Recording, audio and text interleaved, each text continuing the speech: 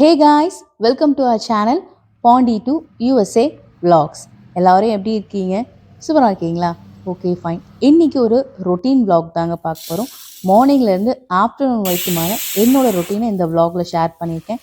கண்டிப்பாக இந்த vlog உங்களுக்கு இன்ட்ரெஸ்டிங்காகவும் பியூட்டிஃபுல்லாகவும் இருக்க போது.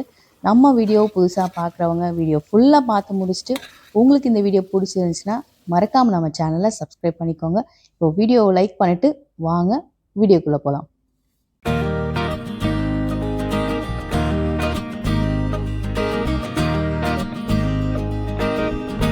Good morning everyone.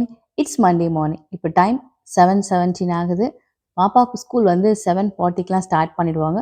வீட்டில் இருந்து ஒரு 5 மினிட்ஸ், அதால் 7:20 to 25க்குள்ளே கிளம்பிட்டோம்னா கரெக்டாக இருக்கும். பாப்பா வந்து மண்டேன்றதால ஸ்கூலுக்கு ஒரு மாதிரி லேசியாக தான் கிளம்பி போயிட்டுருக்கா. இன்ட்ரெஸ்டே இல்லாமல் கிளம்பி போயிட்டுருக்கு. எவ்ரி மண்டே நடக்கிறதா. ஸோ எப்படியோ கிளம்பியாச்சு. நானும் பேகை காரில் வச்சிட்டேன். ஒரு 5 மினிட்ஸில் ட்ராப் பண்ணிட்டு வந்துடுவாங்க. வாங்க பார்க்கலாம்.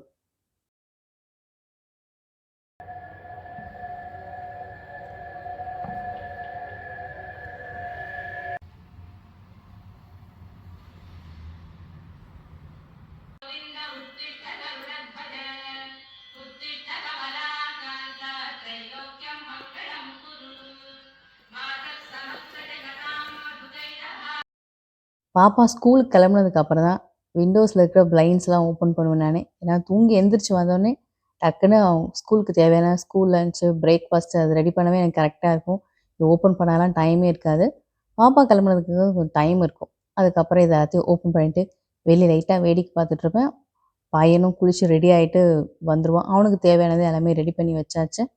பிரேக்ஃபாஸ்ட் சாப்பிட்டு அவனும் ஸ்கூலுக்கு ரெடி ஆகிட்டான். பையனுக்கு வந்து 8:40க்கு தான் ஸ்கூலுன்றதால அவர் கொஞ்சம் ரிலாக்ஸாகவே ரெடி ஆகும். கொஞ்சம் ப்ரீ பிளான் பண்ணி தான் அவன் ரெடி ஆகும். அது பெரிய பசங்களுக்கு இருக்கிற குவாலிட்டின்னு நினைக்கிறேன். இவன் கொஞ்சம் குயிக்காக எல்லாமே ரெடி ஆகிட்டு கிளம்பி ஸ்கூலுக்கு போயிடுவான்.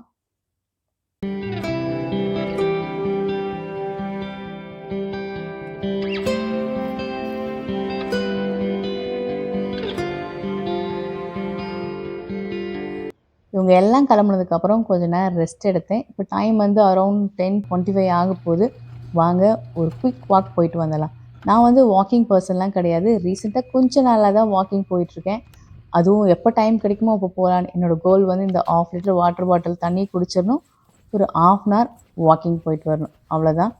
வாங்க போகிற வழியில் இருக்கிற என்னோடய கம்யூனிட்டி உங்களுக்கு லைட்டாக சுற்றி காமிக்கிறேன். இது வந்து சைட் வாக். இங்கே தான் நம்ம வாக்கிங் போகணும். இந்த பக்கம் 2 லைன்ஸ் ரோடு இருக்குது. ஆப்போசிட்டில் 2 லைன்ஸ் ரோடு இருக்குது. இந்த 2 லைன்ஸில் கார் போகும். ஆப்போசிட்டில் இருக்கிற லைன் வந்து கார் வரும். சைட் வாக்கில் தான் நம்ம நடக்கிறது, ஸ்கூட்டர் ஓட்டுறது, சைக்கிள் ஓட்டுறது எல்லாம் பண்ணணும். ரோட்டில் அதெல்லாம் பண்ணக்கூடாது. சரி வாங்க போகலாம்.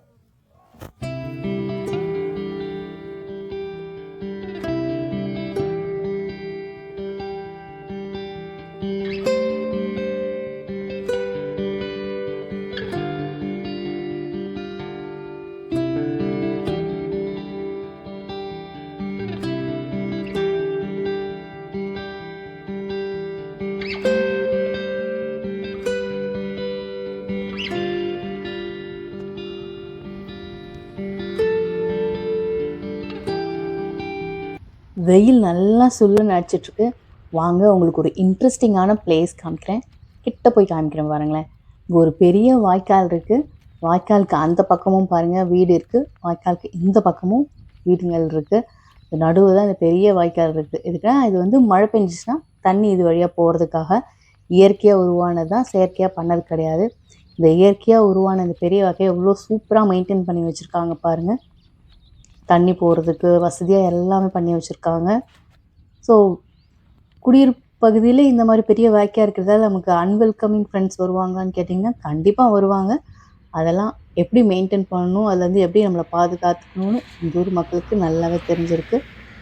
சூப்பராகவும் அதுக்கேற்ற மாதிரி தங்களோட வாழ்க்கையை அமைச்சிக்கிறாங்க. பார்த்திங்களா, சூப்பராக இருக்குல்ல? சரி வாங்க நம்மளோட மீதி இருக்கிற வாக்கிங்கை கண்டினியூ பண்ணலாம்.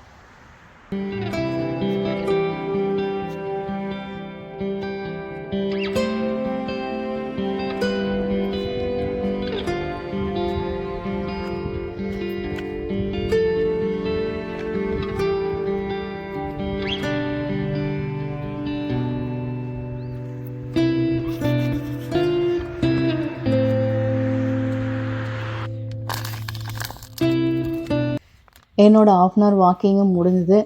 வாட்டர் பாட்டிலும் காலி பண்ணிட்டேன். நம்ம வீட்டுக்கும் வந்தாச்சு. வாங்க கொஞ்சம் நேரம் ரெஸ்ட் எடுப்போம். அதுக்கப்புறம் மீதி இருக்கிற வேலையெல்லாம் செய்ய ஸ்டார்ட் பண்ணிடலாம்.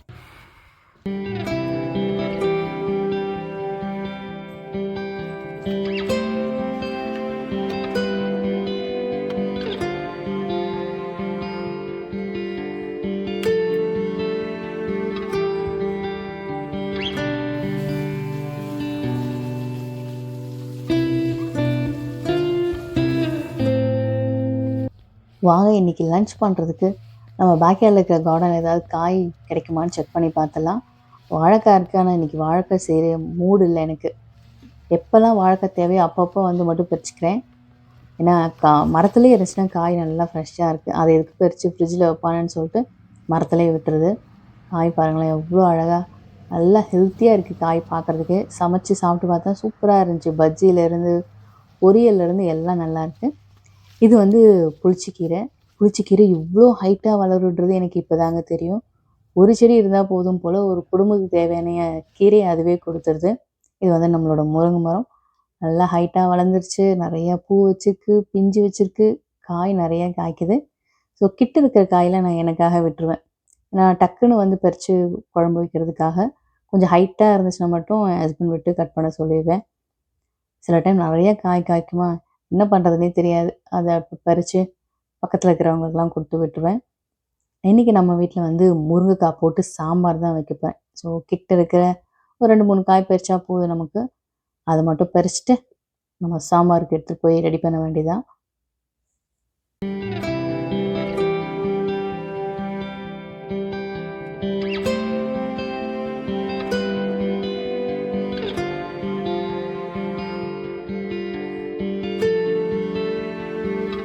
இது வந்து ஸ்பினாச், பசலைக்கீரைன்னு சொல்லுவோம். இதோட பூ பாருங்களேன், இதோட விதை பாருங்கள். நம்ம சின்ன வயசில் நல்லா விளாண்டுருப்போம். இது அமுக்குனா அதிலேருந்து பர்பிள் கலரில் ஒரு லிக்யூட் மாதிரி வரும்.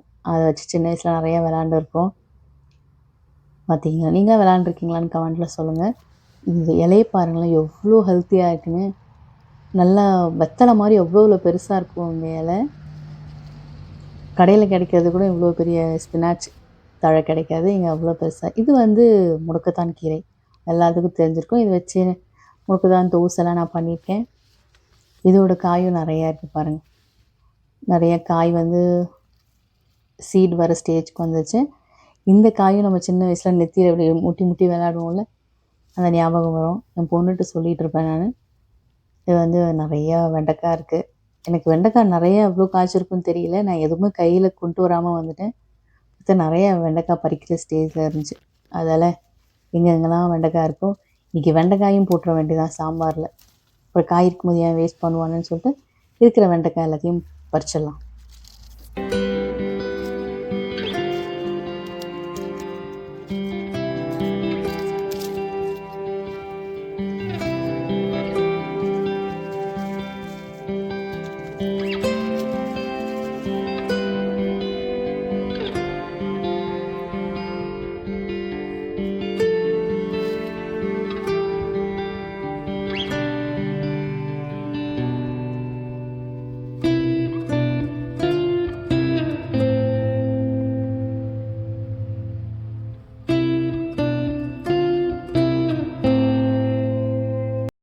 புடலங்காயோட சீசன் முடிஞ்சிருச்சுன்னு நினைக்கிறேன்.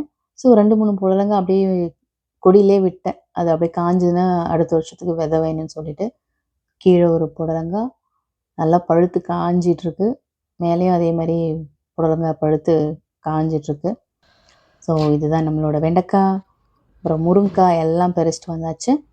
வாங்க இன்றைக்கி சாம்பாருக்கு இதுதான் வைக்க போகிறேன். இன்றைக்கி நம்ம வீட்டில் லன்ச் என்னென்னா, முருங்கைக்காய், கத்திரிக்காய், மாங்காய், வெண்டைக்காயெலாம் போட்டு சாம்பார் வச்சுட்டு உருளைக்கிழங்கு ஃப்ரை தான் பண்ண போகிறேன். ரொம்ப சிம்பிளான மெனு தாங்க. பயங்கர அதிர்பதியான சமையல்லாம் கிடையாது. ரொம்ப சிம்பிளாக தான் இன்றைக்கி பண்ண போகிறேன்.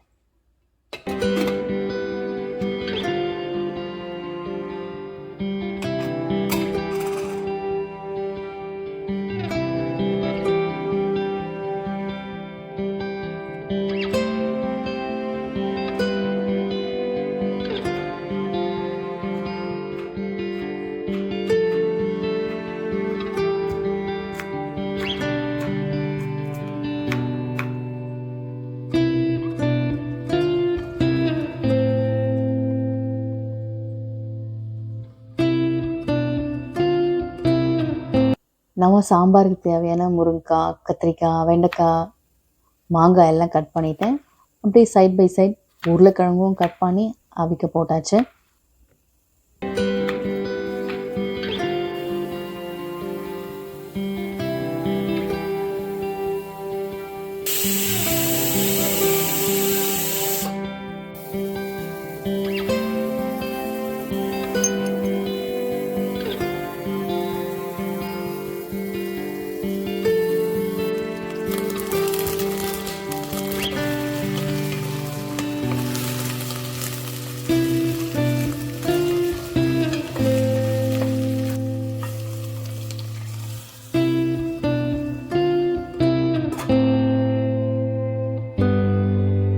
சாம்பார் கூட்டிட்டேன். உருளைக்கிழங்கும் நல்லா வெந்துருச்சு. அதையும் தோல் உரிச்சிட்டு காரக்கறி தான் பண்ண போகிறேன் இன்றைக்கி. உருளைக்கிழங்கு வச்சு இது சாம்பாருக்கு பர்ஃபெக்டாக மேட்ச் ஆகும். இதெல்லாம் உலகறிந்த உண்மை இது. சாம்பார்னால் உருளைக்கிழங்கு காரக்கறி சூப்பராக இருக்கும். அது நல்லா கிறிஸ்பியாக நல்லா காரமாக போட்டு பண்ண போகிறேன்.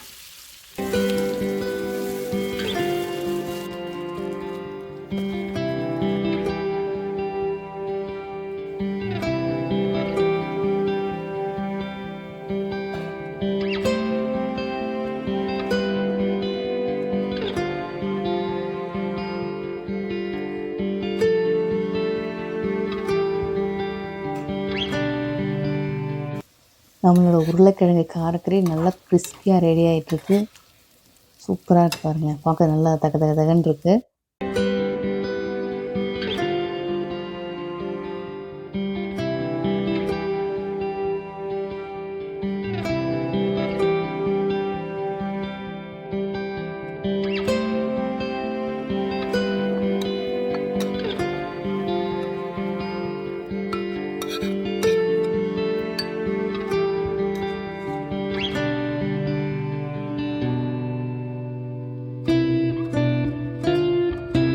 இன்றைக்கான லன்ச் வேலை எல்லாம் முடிஞ்சிருச்சு.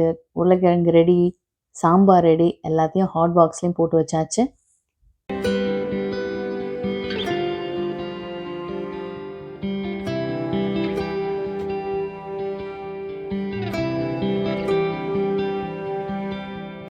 எனக்கு தெரிஞ்சு மோஸ்ட் ஆஃப் த பீப்புளோட ஃபேவரட் லன்ச் காம்போ இதுவாக தான் இருக்கும்.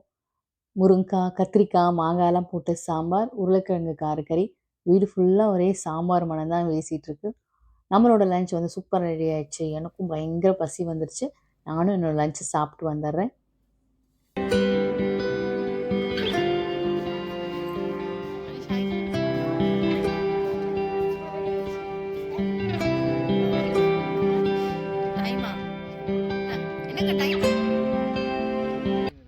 பசங்களும் ஸ்கூல்லேருந்து வந்துட்டாங்க. அவ்வளோதாங்க. என்னோட மார்னிங்லேருந்து ஆஃப்டர்நூன் வரைக்குமான ரொட்டீன் vlog கம்ப்ளீட் ஆகுது. ஐ ஹோப் இந்த vlog உங்களுக்கு இன்ட்ரெஸ்டிங்காகவும் என்டர்டெய்னிங்காகவும் இருந்திருக்கும்னு நினைக்கிறேன். உங்களுக்கு இந்த வீடியோ பிடிச்சிருந்துச்சுன்னா ஒரு லைக் பண்ணுங்கள். நம்ம சேனலை சப்ஸ்கிரைப் பண்ணாதவங்க மறக்காமல் நம்ம சேனலை சப்ஸ்கிரைப் பண்ணுங்கள். அப்படியே பக்கத்தில் இருக்கிற பெல் ஐக்கானும் கிளிக் பண்ணிக்கோங்க. அப்போ தான் நான் போடுற வீடியோஸ் உங்களுக்கு ஆன் டைமில் வந்து சேரும். இதே மாதிரி இன்னொரு இன்ட்ரெஸ்டிங் vlogோட உங்களை நான் மீட் பண்ணுறேன். See ya. Thank you. Hi friends, if you like our videos, please like, share and subscribe. Thank you. Bye.